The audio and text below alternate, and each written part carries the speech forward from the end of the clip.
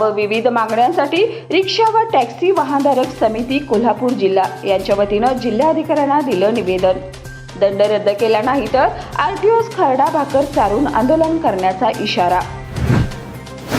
कोल्हापुरातील नोंदणीकृत 35 बांधकाम व्यावसायिकांना कारवाईचा दणका।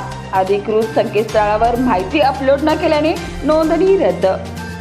महाराष्ट्र रिअल इस्टेट नियामक प्राधिकरणाची कारवाई।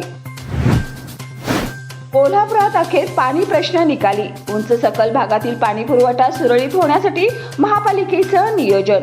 कमी जास्त दाबाचा पाणी पुरवठा सुरळीत। एन्व्हायरमेंटल डिफेन्स फंड अमेरिका यांच्याकडून गोकुळला 1,46,00,000 मिळणार अनुदान। अनुदानाचा फायदा दुग्ध व्यवसायासाठी 200 गावांना होणार।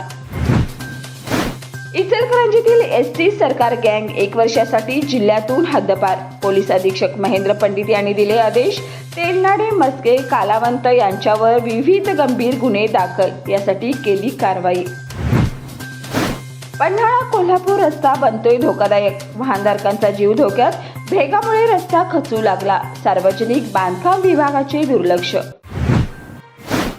दाजीपूर अभयारण्य पर्यटकांसाठी राहणार 5 महिने बंद।